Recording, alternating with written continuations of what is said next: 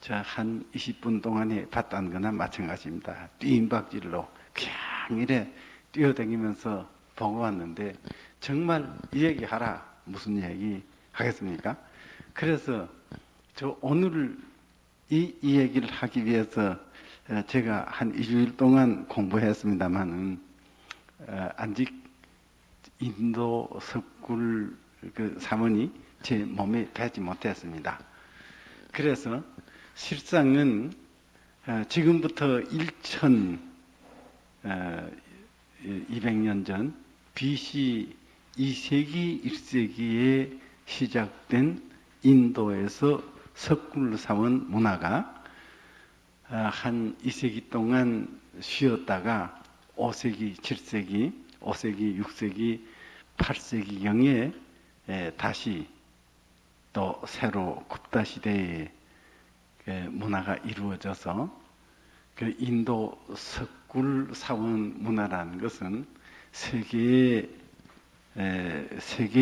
미술사에 참 손꼽을 엄연한 그 자죽을 남긴 것입니다. 이런 자죽을 우리가 되는 대로 이야기할 수 없다. 그 다음에 제가 정말 인도 문화부터 이야기해가지고 중국, 우리나라 석굴암까지 이야기해야 되겠는데 제가 아직 이 마음속에 그게 정리되지 못했습니다. 그래서 죄송하지만은 석굴암부터 우리 거슬러서 석굴암이 이러니까 중국이 어떻게 됐으며 인도에 어떻게 됐으며 우리 거슬러서 올라가면서 공부해보자. 그래서 이 석굴사원에 대해서 정말 부족한 제가 세 번 꺾어서 오늘 우리나라 석굴암을 이야기하고 요 다음번에 중국 운강석굴이라든가 또 그다음 투낭 석굴, 그다음에 중앙아시아를 거쳐서 인도로 거슬러 올라가는 방향으로 약속을 드리겠습니다. 그래서 세 번을 꺾어서 석굴사원을 얘기해 보기로 이렇게 방향을 바꾸게 된 데 대해서 일단 사죄 드립니다. 제가 학교에서 아이들을 가르칠 때도 언제든지 우리 주변부터 알고 남을 알자 하는 방향으로 이때까지 이야기해 왔는데 역시 이번에도 저희 한 개인이 사정이지만은 우리부터 알고 가는 것은 옳은 순서가 아닌가 이렇게도 생각됩니다. 최 선생님 사진 부탁합니다.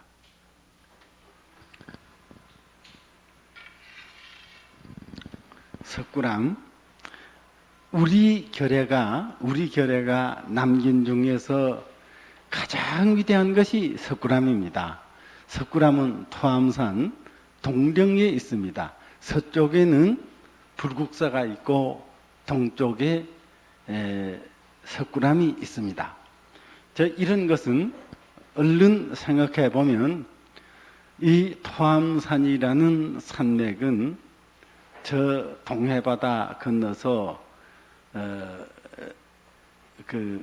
외국 일본 거쳐서 이제 다른 나라 모든 나라가 침략해 오는 것이 이 토암산을 넘어서 왔습니다.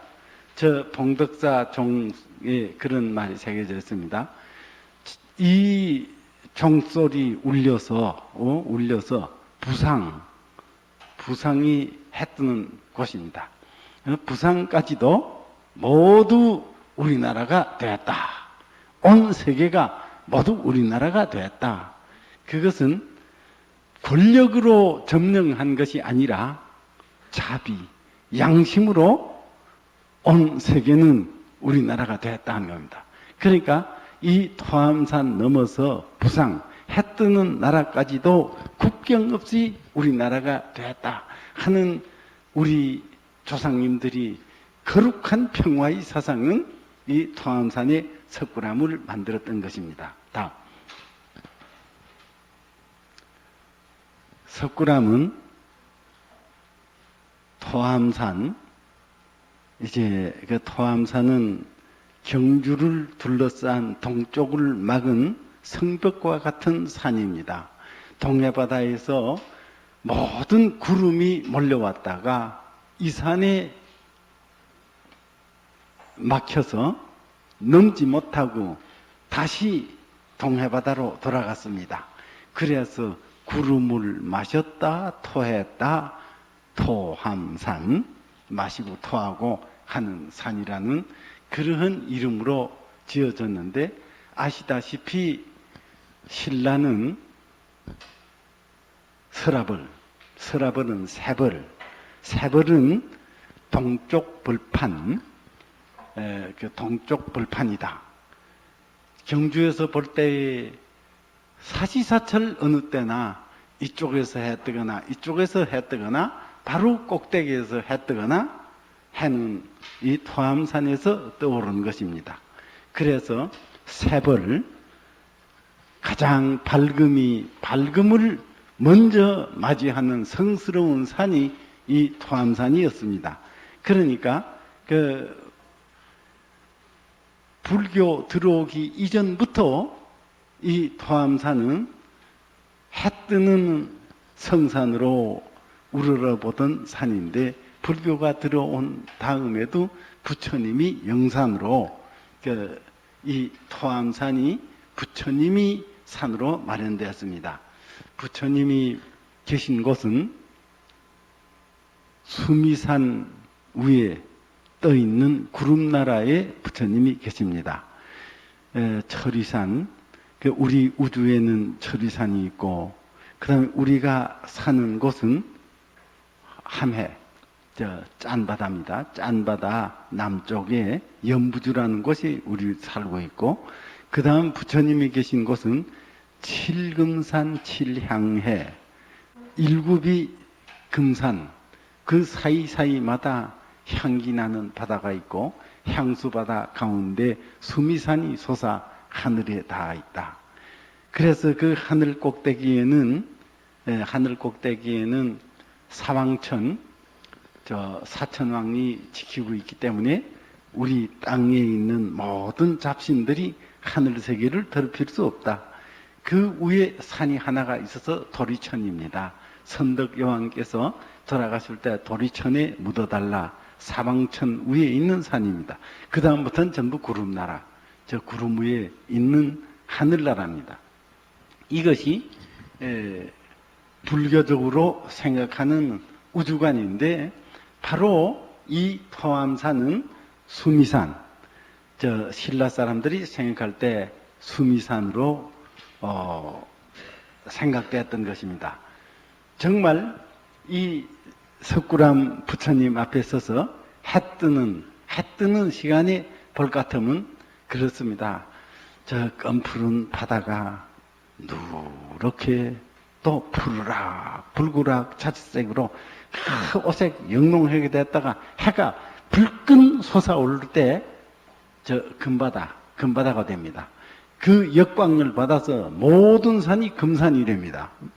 그래서 칠금산 칠향의 전경을 이 토암산에서 해 뜨는 순간에는 직접 그런 순간을 볼 수 있다. 햇님도 절하고 떠오르고 달님도 절하고 떠오르는 그 성스러운 자리에 석굴암 부처님이 앉아 계신 것입니다. 다음. 여기 이제 토암산이죠. 그러니까 이 토암산을 넘어오면 신라 땅입니다. 토암산 저쪽에는 바다 건너 외적들입니다. 그러면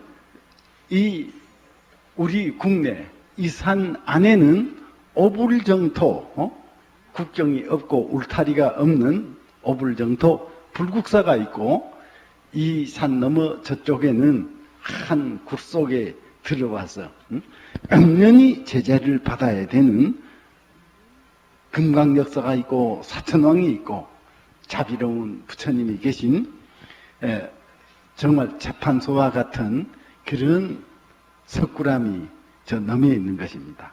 그러니까 이것은 우리 조상님들이 생각할 때 우리나라는 부처님이 나라다. 이 부처님 나라에 오래거든 모든 나라 사람들이 악한 마음을 버리고 착한 마음을 갖고 오라 하는 평화 사상으로 이루어진 그 두 절이 한쪽에는 불국사요, 한쪽에는 석굴암인 것입니다. 다음. 이것이 인도 아잔타 석굴입니다. 그래서 제가 오늘 정말 이야기하려고 하는 것은 저희가 보고 온 이 아잔타 석굴 이야기를 하려고 하는 것인데, 이 아잔타 석굴 이야기는 요 다음번에 중국을 이야기하고 그 다음에 이 아잔타를 이야기하려고 하는 것입니다. 여기 요거 아치형으로 된 것이 있죠. 요거는 탑은 이 안에는 들어가면 스투파라는 탑이 있습니다. 그리고 이렇게 기둥이 서고 이렇게 된 데는 성방, 비하라, 여기에는 스님들이 거처하며 생활하는 자리고, 그래서 스님들이 거쳐서 생활하다가 이 타본에 와서 예배하고 또 돌아가서 공부하고 이렇게 된 것입니다. 그러니까 이거 모두 비하라고 이렇게 광창이 있는 것이 예배당입니다. 예배당. 여기에는 부처님이 새겨져 있는 것도 있지만은 인도에서는 부처님이 예배대상이 아니고 탑이 예배대상입니다. 그렇기 때문에 부처님이 새겨 있다 하더라도 탑을 배경으로 탑 앞에 부처님이 있지 부처님이 석굴암처럼 혼자 앉아 있지 않습니다. 그러니까 여기에서 우리 이제 생각해 볼 때 우선 인도는 열대지방이다. 그 열대지방에서 부처님이 탄생했다. 제가 아이들을 가르칠 때 늘 이렇게 생각했습니다. 부처님께서 부다가야 보리수나무 밑에서 성도하셨다. 성도하신 다음에 내 혼자 알았으면 됐지. 뭐 필요 있나? 다른 사람도 이 뜻을 알아야 된다. 그래서 자기하고 같이 공부하던 교진녀 이하 5사람을 사르나도 녹야원이라는 데서 가르칩니다. 그 녹야원을 내가 생각할 때 지금 경주에서 한 포항쯤 갔다고 생각했습니다. 한데 실상 가보니까 부다가야에서 사르나도 그 녹야원까지 250km 왼종일 차 타고 그래 가서 밤중에 도착한 곳이 그것입니다. 그러니까 석가열애가 성도해서 그 5 친구들 그걸 구출하기 위해서 얼마나 많이 걸었나. 아마 몇 달 걸었을 것입니다. 몇 달 꼭 같은 길을 걸어서 그래 이제 갔다고 생각할 때 왜 부처님이 참 위대하다 하는 생각을 새롭게 하지 않을 수가 없었습니다. 그런 것이 우리 지역적으로 우리 안에서 생각하는 이런 거하고 인도 속에서 생각하는 이런 건 다릅니다. 인도라는 것은 저희가 갔을 때에 겨울이라고 할 때입니다. 그래서 저희들은 겨울이지만은 겨울옷을 준비해 가지고 갔는데도요, 인도 가니까 더워서 남방사트 한 벌 입고서도 땡볕을 피해 가지고 이래야 하는데 인도 사람들은 그래도 겨울이라고 철사스를 탁 입고 이래야 나옵니다. 한데 그만큼 기후차도 있고 그렇습니다. 그러니까 그런 더운 지방에 사는 사람들은 서늘한 곳을 좋아한다. 우리야 나가서 안녕하십니까 하고 인사하면 되지만 인도에서는 제일 존경하는 표시가 양산을 들어서 햇볕을 가려주는 것이 가장 존경하는 뜻이라 합니다. 다음. 그래서 가루리 석굴입니다. 여기는 저희가 가보지 못했습니다. 그러나 여기가 이 입구에서 이 탑까지 들어간 데가 37m라 합니다. 37m. 그러니까 이게 이제 바위를 파고 들어간 것입니다. 하니까 저쪽에서부터 바위를 파고 들어와서 기둥을 남기고 이 탑을 남기고 이렇게 해서 여기에는 다른 데서 돌을 하나도 옮겨오지 않고 그냥 끌을 쪼아가지고 파서 만든 크나큰 조각으로 이루어진 이런 사원입니다. 이럴 때 우리가 정말 가보면 우리가 석굴암을 무엇으로 자랑하노? 하고 입이 딱 벌어질 그런 감탄밖에는 못하지만은 우리는 우리 나름대로 우리 고장의 석굴암을 자랑하고 있다. 이런 것은 요 다음번에 인도 석굴을 얘기할 때 이 가루리 석굴을 얘기하겠습니다. 이 가루라 석굴은 전기 후기 중에 전기에 속하는 가장 위대한 작품입니다. 전기라는 거, 인도 석굴 사원에서 전기라는 것은 BC 1세기, 2세기, 지금부터 2100, 200년 사이에 이루어진 것입니다. 하기 때문에 우리 신라가 이제 나라가 생긴 것이 BC 57년인데 신라가 생겨났을 당시에 벌써 인도란 나라에서는 이러한 위대한 석굴사원이 만들어졌다 할 것 같으면 우리는 애기 나라에 불과하다. 그런 것을 느낄 수 있습니다. 아무튼 37m나 되는 깊은 굴 속에서도 이렇게 양산을 덮으시었다 하는 것은 인도 사람들이 얼마나 서늘한 곳을 이제 바랬느냐. 서늘하다는 것이 인도에서는 얼마나 존경하는 뜻이 되느냐. 그리고 바위굴 속은 고요하고 불교처럼 깊은 사색을 하는 그러한 종교의 입장에서는 이 바위굴 속이 아주 필요한 것입니다. 그래서 인도라는 열대지방 또 인도라는 그런 시끄러운 곳에서는 절대적으로 조용하고 서늘한 곳이 필요했던 것입니다. 그래서 조용하고 서늘한 곳에 부처님을 모시고 여러 스님들을 모신다는 것은 요 다음번에 태어날 때에 가장 좋은 조건으로 태어나는 공덕으로 인도 사람들은 믿었기 때문에 이러한 석굴사원이 이루어진 것입니다. 다음. 이러한 풍습은 곧 중국으로 전해져서 중국의 이건 대동 운강 석굴입니다. 저쪽 끝에서부터 이쪽 끝까지 30리 하니까 경주에서 불국사 가는 그러한 거리에 이런 바위 암벽이 있어서 벌집처럼 구멍이 뚫어졌습니다. 조그만 거, 요 큰 거, 많은 굴이 뚫려져 있습니다.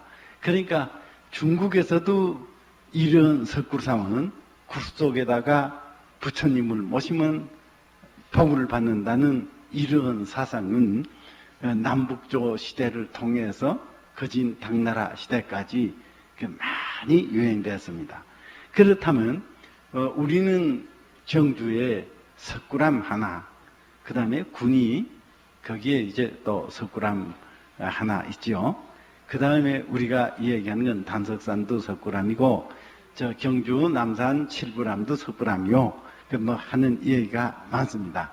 하지만은 이러한 숫자로 보거나 또 크기로 봐서 도저히 다른 나라에 비교도 되지 않는 석굴암을 가지고 우리가 무슨 이야기를 할 수 있을까? 이런 그 생각이 드는 것입니다. 다음.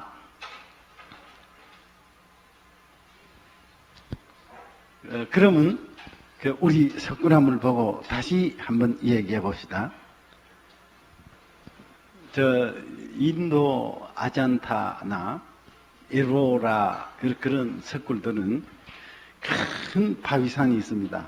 그 바위산이 얼마나 할 것 같으면 남산 같은 그런 바위산입니다. 그래서 그 바위산을 뚫고 들어가서 거기에 우리 경주의 저 근하학교 강당 같은 그만한 것이 2층으로 3층으로 뭐 수없이 있는 것입니다. 또 에로라 같은 경우에서는 저 옆에서 뚫고 들어간 것이 아니라 저 꼭대기에서 파고 내려와서 거기에 이제 법당을 만들고 또 불국사 같은 것을 저 꼭대기에서 파고 내려와서 부처님이 계신데 극락전이요 무슨 전이요 하는 것을 그냥 정으로 쪼아가지고 조각을 해가지고 불국사 같은 것을 만들었다고 할 것 같은 그 노력이나 참 우리 정말 감탄을 안 할 수 없습니다. 하지만은 우리나라에는 그러한 바위산이 없습니다. 아무리 자주가 있다 하더라도 그러한 바위산이 없다. 그랬기 때문에 내가 신라 사람이라 할 것 같으면 인도 같은데 중국 같은데 웅강 같은데 봐서 우리도 이런 석굴 사원을 만들고 싶다 하더라도 경주에서 만들 곳이 없습니다. 그런 바위산이 없습니다. 하기 때문에 우리 조상님들은 장소가 없어서 그냥 포기한 것이 아니라 새로 창안했습니다. 땅을 파고 그 여러 돌 조각을 모아가지고 조립해서 석굴사원을 만들고 흙을 덮었습니다. 이것은 중국에도 없고 인도에도 없고 일본에도 없고 우리 조상님들이 한 창안인 것입니다. 그래서 이런 석굴사원을 만들었다. 비록 자그마한 석굴사원이지만은 이런 것은 자랑이 아닐 수 없습니다. 다음.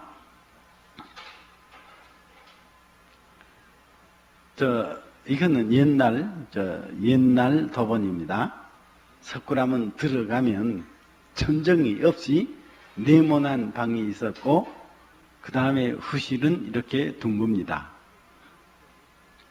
이것은 인도에서 2200년 전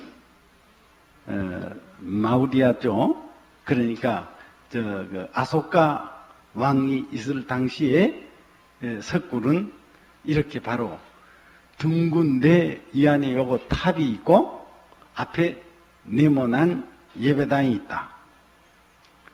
그것은 인도 산치란 데 가본다든가 가보면 저 탑은 둥글게 생겼습니다. 둥글게 생겼기 때문에 탑을 보호하려면 둥근 건축이 필요하고 그 다음에 앞에 예배당은 네모나게 되었습니다. 하지만은 나는 이 석굴암을 생각할 때 그렇게 생각하지 않습니다. 이 석굴암 앞에 네모, 둥글다 하는 것은 옛날 우리 조상님들이 생각하던 지방천원, 땅은 뭐가 낮고 하늘은 둥글다. 땅은 뭐가 낮고 하늘은 둥글다. 그래서 적어도 석굴암에 둥근 방하고 모난 등은 이러한 평면은 하늘하고 땅을 나타낸 거라고 생각합니다. 어째서? 여기에는 천룡야차, 긴나라 야차 마우라카 가루라, 이쪽은 아수라. 그러면 용이라는 것은 비바람을 마음대로 다스리는 하늘 밑에 있는 친구입니다. 가루라는 그냥 마음대로 하늘을 날아다니는 하늘 친구입니다. 또 마후라카는 땅 밑에 있는 기어다니는 뱀이고, 아수라는 지옥입니다. 저 지옥, 이런 것이 있는 것을 봐서 이 네모난 방은 하늘 밑에서 지옥 가지고, 여기는 바로 하늘 위, 우리가 통경하는 모든 우주의 핵심을 나타낸 것이다. 이것은 인도 설화에 있어서 우리 지상에 수미산이 있어 하늘에 닿는 곳에 사왕천이 있다. 그렇기 때문에 우리 땅에서 하늘세계에 도달하는 곳에 사왕천이 있어 여기 사천왕이 새겨져 있습니다. 그래서 하늘세계에 들어가는 그 순서를 여기서 엄연히 나타내 있는 것입니다. 그렇다면 석굴암이 비록 남이 눈에 볼 때 자그마한 존재라 하더라도 정신적으로 볼 때에는 온 누리와 지옥까지 한데 포함한 크나큰 넓이를 가지고 있는 석굴사원이다. 그런데 여기서 한 가지 생각해 볼 것은 우주지요. 온 누리의 핵심이 부처다 하는데 이 핵심이 어째 한 가운데 있지 않고 좀 뒤에 들어가 있나? 이거부터 한번 따져보기로 합시다. 다음.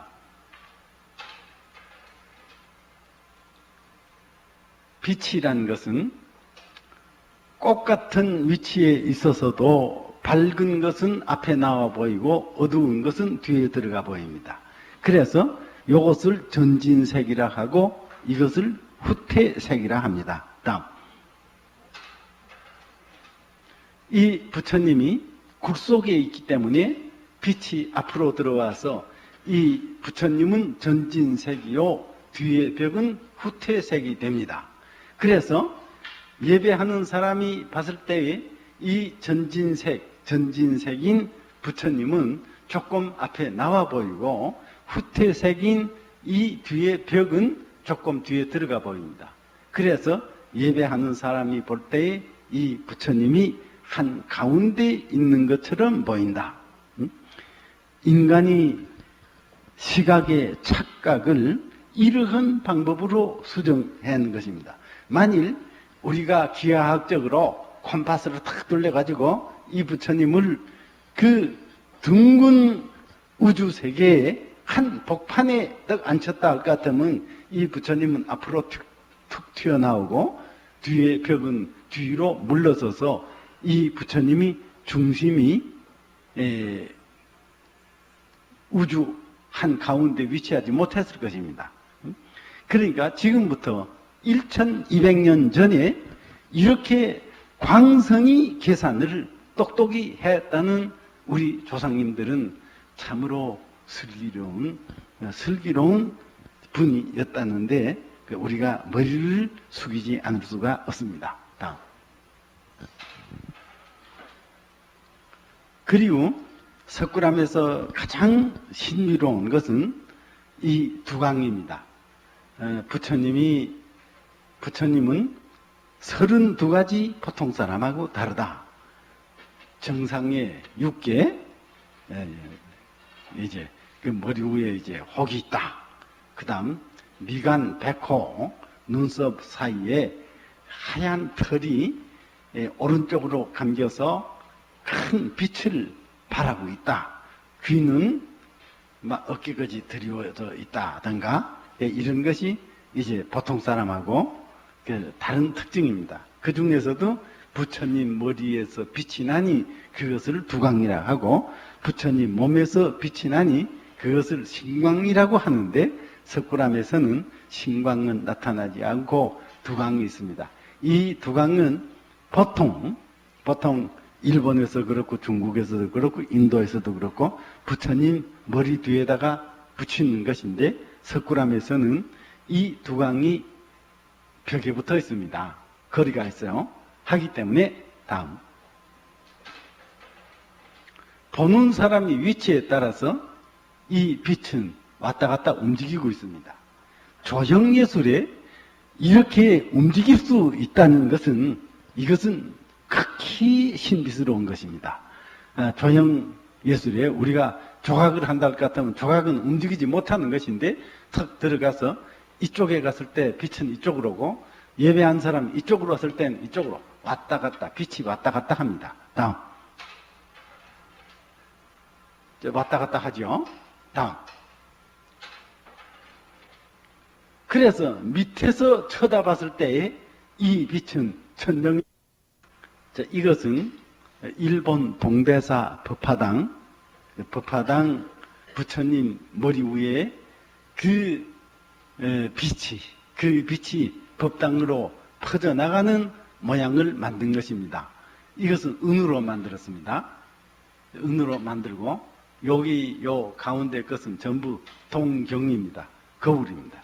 거울을 만들고 또 이 살은 전부 은으로 만들었습니다. 그래서 부처님이 맑은 빛이 온누리에 퍼진다는 것을 이렇게 설명했습니다. 그 설명하는 방법으로 이렇게 빛살을 고의적으로 이렇게 만들어 가지고 부처님이 그 맑은 정신이 온누리에 퍼진다 하는 걸 나타냈습니다. 다음. 그러나 그 결과를 보십시오. 여기 부처님이 계신데 이게 법당입니다. 이게 법당인데 요 빛이 얼마나 퍼지나. 만일 이 법당을 온 세계라 할 것 같으면 요것은 큰 별빛에 해당할 만큼 이 법당 안을 다 비추지 못하고 있습니다. 다음. 그러나 석굴암의 이 부처님이 빛은 둥근 온 누리를 전부 비추고 있다. 한데 아까 보시다시피 일본 사람들은 그 빛을 나타나기 위해서 고의적으로 양산살 같은 빛을 만들었습니다. 하지만은 여기서는 빛을 만든 거 아닙니다. 여기 툭툭 튀어나온 거 있죠? 이것은 천정이 무너지지 않게 하기 위한 한 방법으로 돌못을 박아 놓은 것입니다. 돌못 머리예요. 다음. 보십시오. 요게 돌못이죠. 이렇게 이제 묻혀 있습니다. 그러면 석굴암이 발견됐을 당시에 이렇게 허물어졌습니다. 천정 일부가 이렇게 허물어졌습니다. 둥근 궁융형이라는 것은 모든 돌들이 서로 힘으로 얽혀 있는 것인데 만일 로마식으로 이것을 쌓았다 할 것 같으면 돌이 하나만 빠지면 전체가 전부 무너집니다. 하지만은 우리 신라 사람들은 여기다가 이렇게 돌못을 이렇게 박아 놨기 때문에 이 앞이 허물어져서 부처님 대자가 일부가 다 깨졌어도 부처님이 상하지 않고 성리에 있은 것은 이 돌못이 덕택입니다. 그러니까 궁융형을 쌓는데 돌못을 박았다. 이런 돌못은 어디서 나타나나? 남산 문무대왕 3년에 만들었다는 식량창고 그 축대에서 이 돌못을 박아놓은 것을 발견합니다. 이 돌못은 그 다음에 이제 가문사 축대 또는 김유신 장군 묘라든가 그 무덤으로도 인용되고 석굴암 천정 또 불국사 축대에도 이 돌못이 인용됐다. 저는 건축의 전공이 아니기 때문에 다른 나라에서도 돌못을 박은 일이 있는가 그건 모르겠습니다만 아무튼 신라시대의 이 돌못을 이용한 축대라는 것은 한 가지 특기할 만한 일인 것입니다. 그리고 여기서 살펴보십시오. 여기 기와장 보이죠? 지붕에 기와를 덮었고 여기 자갈돌 있죠? 여기 자갈돌 있죠. 그 다음에 부처님 여기에 천정하고 벽 사이에 감실이 있습니다. 그 감실 밑바닥으로 자갈돌들 있죠. 동해 바다에서 습기가 들어왔을 때 그 습기는 이 자갈돌들을 통해서 전부 위로 빠져나갈 길을 만들었던 것입니다. 그리고 이 부처님 밑에는 차가운 샘물이 있어요. 그래서 그 우리가 처음 한 30년 전에 처음 왔을 때에도 그 석굴암으로 올라가려면 이 부처님 밑에 그 샘물이 쭉 쏟아져 폭포로 쏟아지는데 거기 가서 이불 씻고 손을 씻고 들어가서 부처님을 예배했더랬는데 요새 그 샘물이 저 밑에 어느 구석에 가 있습니다. 그럼 샘물이 어째 있나? 수증기는 찬데 닿으면 저 수분으로 바뀝니다. 해서 동해바다에서 온 수증기가 이렇게 빠져나가고 그 남저지기는 이 부처님 밑에 찬 샘물에 맺혀서 전부 수분이 돼가지고 그 수분은 부처님 밑에 이렇게 맺히게 되었지 벽에 조각을 다치지 않게 되어 있는 것입니다.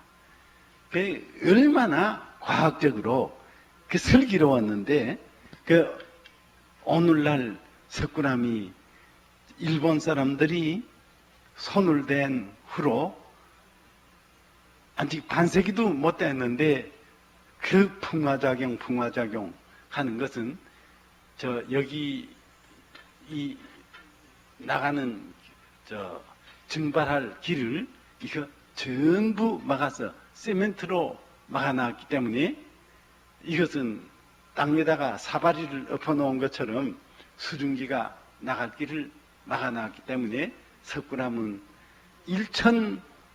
1200여 년을 지금까지 보존되었는데 오늘날은 1년 1년에 그 풍화가 되는 도수가 힘이 높아졌다. 오늘날 여기다가 또 앞에다가 집을 짓고 공기를 막아버리고 또 그 다음에 불을 켰죠. 아까 보셨지 않습니까? 광선이 비쳐서 조금 앞에 보이고 광선이 비치지 않은 것은 조금 뒤로 들어간다는 만큼 광선이 계산을 충분히 해놓는 석굴암에 오늘날 형광등을 켜가지고 조명한다는 것은 말도 안 되는 이야기입니다. 말도 안 되는 이야기입니다. 하기 때문에 이 광선을 도로 찾아야 석굴암이 모습을 볼 수 있다. 여기 어째서 허물어졌나? 이것은 대구의 어느 교수님이 발견한 것입니다. 이 앞에 광창이 있었다. 우리가 인도 가봤을 때도요, 지따당, 자이따, 예배당에는 반드시 여기에 광창이 있었습니다. 그래서 그 광창 자리를 그 교수가 발견했어요. 세모난 창살로 했던 그 돌이 있더라는 것입니다. 하면 우리가 봤을 때 석굴암은 언제나 얼굴이 어두웠습니다. 이 얼굴이 밝은 것을 보려면 해 뜨는 순간에만 밝은 얼굴을 봐서 석굴암 아침경은 못 보면 한이 되고 하는 그 노래가 나왔는데 옛날에 여기에 광창이 있어서 석굴암 부처님이 얼굴을 언제나 거룩하게 광선이 비추어 줬던 것입니다. 한데 오늘날 전등을 뒤에다 켜고 앞에다 켜고 무슨 그런 함부로 광선을 그렇게 한다는 것은 우리가 버릇없는 짓이다 하니까 우리 어떻게 공부해서 옛날 그 석굴암이 어디서 어떻게 광선을 받았다 하는 것은 다시 생각하고 안에 전등불은 꺼야 될 것입니다. 다음. 이제 보십시오. 뒤에 있는 두강은 사라져버리고 밑에 가서 부처님을 쳐다봤을 때에 천정 위에 연꽃이 피고 그 부처님이 비춘 온누리에 돌못 머리를 통해서 온누리에 퍼진다. 그냥 퍼지는 것이 아닙니다. 이 빛은 쭉 퍼져서 가다가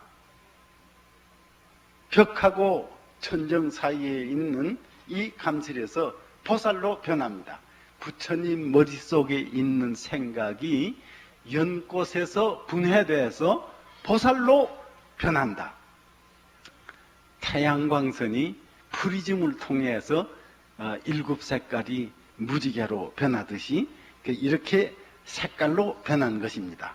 그래서 이 보살들을 전부 끌어다가 한데 합치면 석가열애, 열애가 되는 것이고, 이 열애의 마음을 분해해서 놓았을 때에 이렇게 보살이 된다.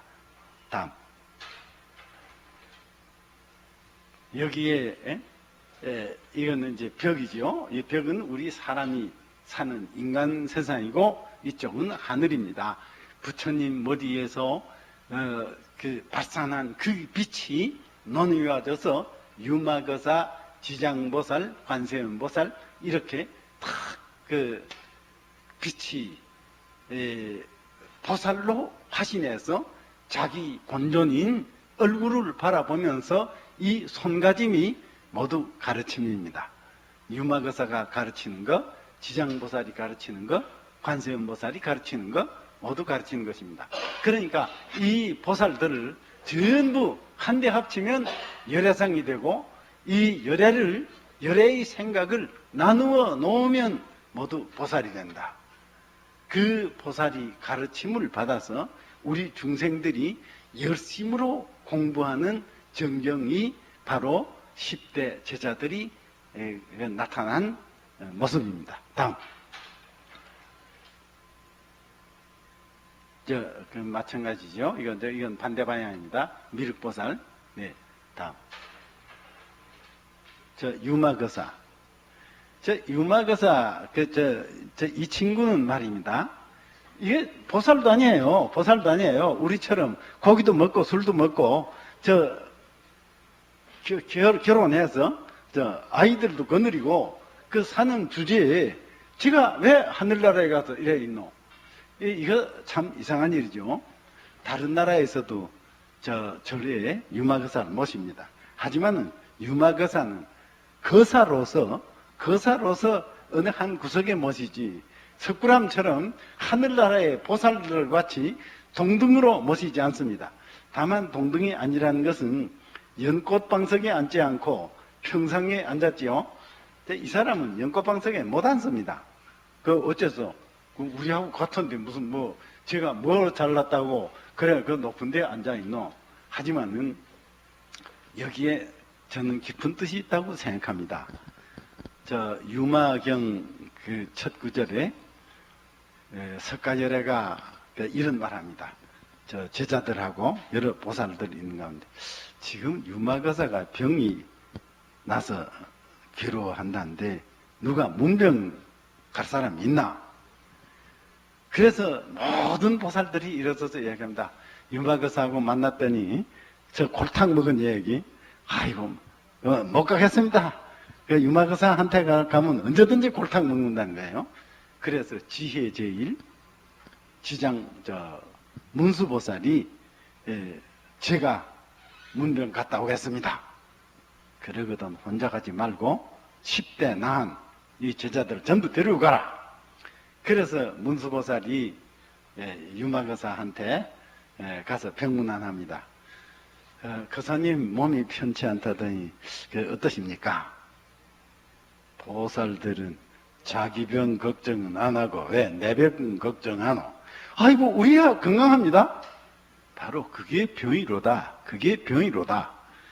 이거 지금 담요 쓰고 이렇게 있지요. 꼭 그 모습이에요. 그게 병이로다. 그게 병이로다 하는 그 모습이 바로 이게 나타나 있죠. 아이고 우리야 건강합니다. 보살들은 왜 더러운 데는 살살 피하고 깨끗한 데만 찾아다니노? 연꽃이 깨끗한 데 피더노? 연꽃이야 참 더러운 자리에 뿌리를 턱 박고서도 깨끗이 피듯이, 응? 보살들은 와 더러운 데를 살살 피해가지고 깨끗한 데를 가노. 응? 깨끗한 모래사장에 연꽃이 피더노? 깨끗한 허공에 연꽃이 피더노? 깨끗한 곳에 깨끗한 것이 뭐 필요하노? 보살들은 응당 나처럼, 응? 나처럼 흙탕물 속에 앉으라 그랬습니다. 그러니까 10대 제자 중에 제일 나이 먹은 사람이 사리불입니다. 사리불이 얼른 일어나서 납작 절을 하면서 거사님 과연 느꼈습니다. 저희들은 이때까지 더러운 것을 살살 피해서 깨끗한 데만 찾아다녔는데 진정 부처님이 가르침은 더러운 것을 피하지 말고 더러운 자리에 앉아서 깨끗한 것이 좋다. 그러니까 이 유마거사는 우리처럼 처자 거느리고 술도 마시고 고기도 먹으면서 더러운 일을 안 한다. 처자 거느리고 얼마나 더러운 일을 안 할지 몰라도 더러운 곳을 피한다는 것은 뜻이 아니라는 것을 이 유마거사가 가르쳤기 때문에 유마거사가 하늘나라 여러 보살들하고 같이 동등한 자리에 있습니다. 여러분, 우리들은 다 고기도 먹고 부처님이 하지 말란 일을 하고 있지만은 실망할 필요 없습니다. 이 유마거사가 보살들하고 같이 하늘세계에 있는 한 우리도 하늘세계에 있는 자격이 있다. 자격이 있습니다. 결혼해가지고 아이들 낳아서 키우고 남의 자식보다 내 자식이 더 귀엽다고 키우고 있고 이것도 먹고 저것도 먹지만은 하늘나라에 갈 자격이 있다는 것을 가르쳐 준 것이 이 유마거사입니다. 이거 다른 나라에 없어요. 다른 나라 유마거사들은 모두 아야청 한 구석에 있는데 신라시대에 있는 유마거사가 이렇게 높은 데 있다. 이게 얼마나 민주주의적인 우리 가정을 가진 이런 사람들한테 얼마나 굉장한 용기를 주는 모습입니까? 이 유마거사가 여기 있다는 것은 이거 석굴암의 한 특이한 일입니다. 다음 지장보살, 머리를 빡빡 깎고 모자도 안 쓰고 다른 보살들이 전부 귀걸이, 목걸이 장식을 하는데 장식도 하나 하지 않고 있는 이 지장보살은 무슨 보살인가? 모든 보살은 부처님이 되기 위해 가지고 노력하는 것을 보살이라고 합니다. 보리살타, 자리리타, 자기도 이롭고 남도 이롭게 한다 하는 것이 보살 행위입니다. 그렇지만은 이 지장보살은 나 부처가 되지 않아도 좋다. 부처님이 지금부터 2600년 전에 세상을 떠났었습니다. 그래서 떠났을 때에 내가 지금 세상을 하직하지만은 불교는 계승될 것이다. 하지만은 내가 숨을 거둔 뒤 56억 7천만 년 후가 되면 내가 가르친 것은 지상에서 없어진다. 그때에는 미륵보살이 지상에 인간으로 태어나서 내가 보리수 나무 밑에서 성도했듯이 용화수 나무 밑에서 성도해서 불교를 다시 펴리라. 이렇게 이야기했습니다. 했기 때문에 이 지장보살은 56억 7천만 년 동안 부처님이 계시지 않은 동안 나는 부처님을 대신해서 노력하리라.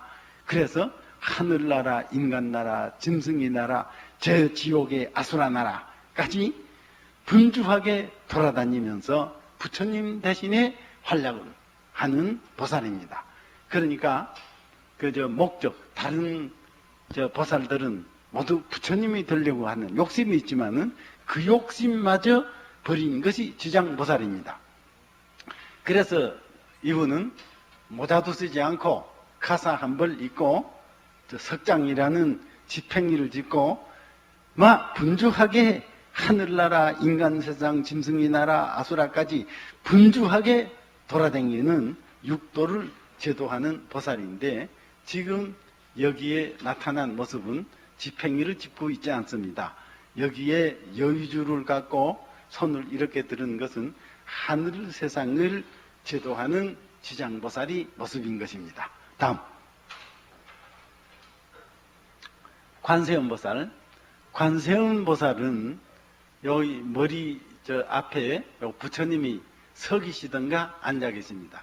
그러니까 요거 화불이라고 하는데, 아미타 열애상이 앉아 있거나 서 있거나 모자 앞에 나타나 있으면 그분은 관세음 보살입니다.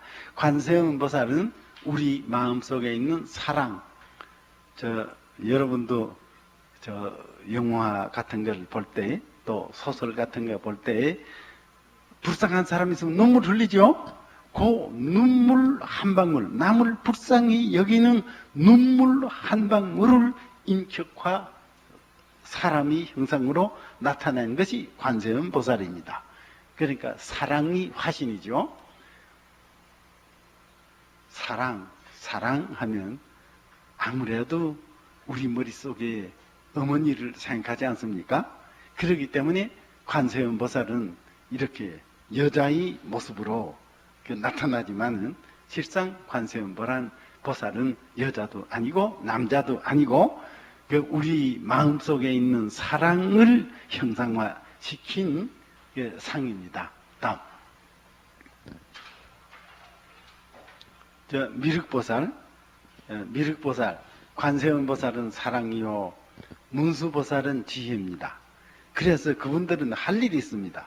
하지만은 이분은 할 일이 없어요.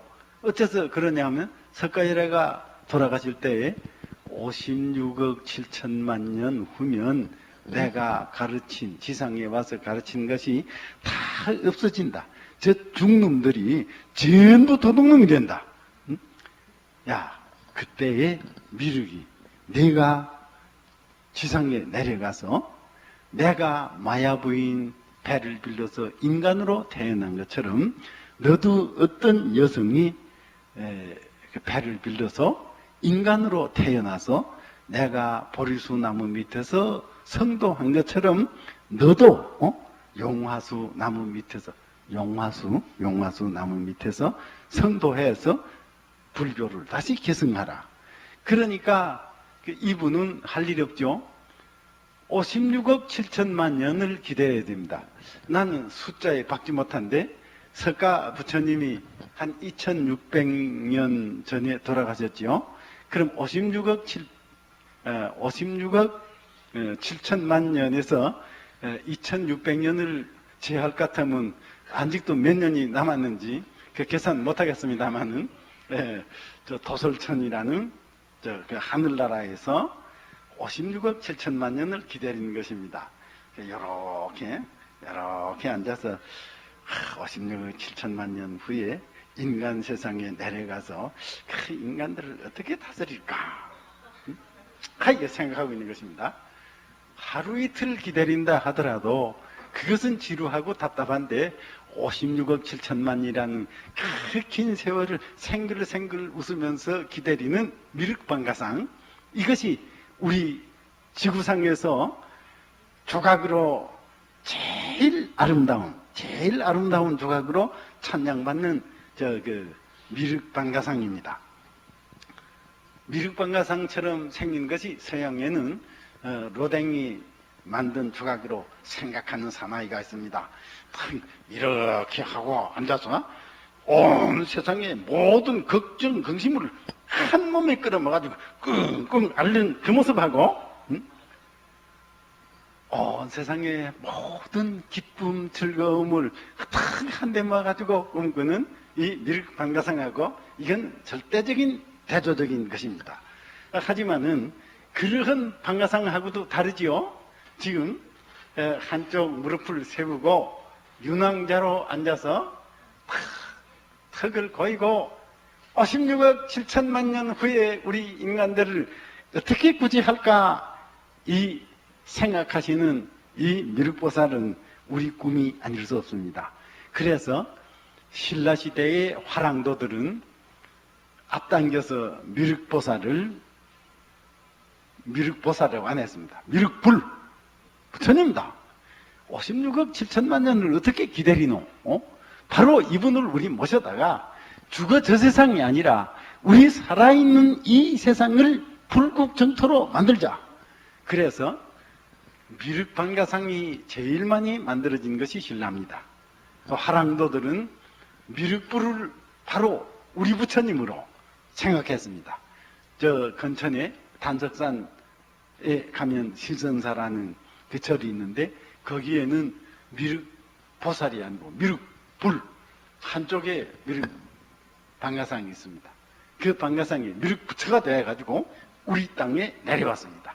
그래서 우리가 살고 있는 이 세상을 바로 부처님 나라로 만들려면 그 아미타 열애라든가 값버린 부처님이 아니라 우리 오실 부처님을, 우리 지상에 오실 부처님을 모신다. 남산에 가면 많은 고로가 있습니다. 남산은 미륵 부처님이 거처하시는 거룩한 산이라 믿고 그 부처님이 우리 지상에 하강할 때에 같이 인간으로 태어나서 다시 인생의 즐거움을 한번 다시 우리 살아보자 하는 그런 기나긴 꿈이 남산의 고로 속에 묻혀있는 그 뼈들이 그런 꿈을 지니고 있는 것입니다. 그래서 이런 미륵보살, 그러니까 기대림이라든가 눈물이라든가 슬기라든가 이런 부처님이 가르침이 전부 하늘가에 이렇게 나타나 있고 그 밑에는 우리 중생들이 노력하는 모습이 나타나 있는 것입니다. 우리 인간들이죠. 10대 주자. 이거는 우리와 같은 사람들입니다. 사람들이 관세음보살이라든가 지장보살이라든가 미륵보살이 가르침을 받아서 고맙습니다. 기맥힌 생각이요. 하고 수행 정진하는 그러한 모습이 여기 나타나 있습니다. 모두 빼빼 말랐죠. 요새 스님들처럼 띵띵하게 살찐 분이 하나도 없어요. 응? 그러니까 먹는 것도 검소하게 먹고 열심으로 공부하고 하니까 살찔 새가 있습니까? 하니까 삐삐 말랐어도 얼굴에 불만이 없지요. 다음. 참 고맙습니다. 고맙습니다. 내가 비록 양돼지처럼 살이 찌지 못했어도 고맙습니다. 고맙습니다. 이게 정신세계입니다. 다음.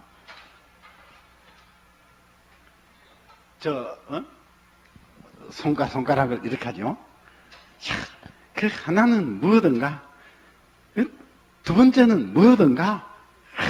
그걸 이제 해고 기억하고 있는 모습입니다. 다음.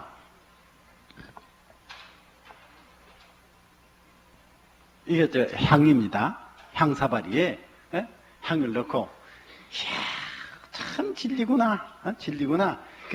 정말 감탄하고 깨달은 순간이 모습이죠. 이분도 절대로 살이 찌지 않았습니다. 이 살이 찌지 않았다는 것은 왜 스님들이 이래 살이 찌지 않았나? 스님들이 실상 살쪄서 안 돼요. 살쪄서 안 됩니다. 스님들이 살쪘다는 것은 스님들도 잘못이고 살찌게 한 신도들도 잘못이라.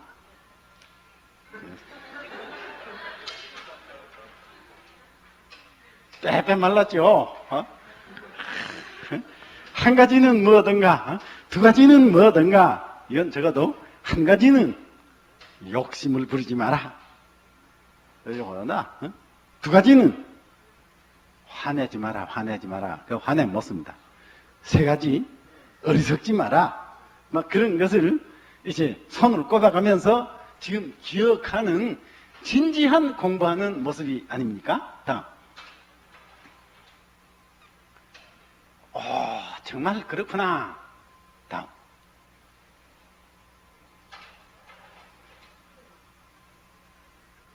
이분은 조금 살찌려고 했는데 그래도 뭐 별로 살찌지 않았습니다. 다음.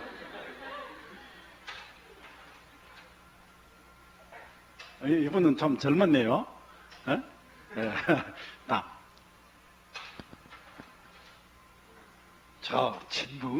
침묵.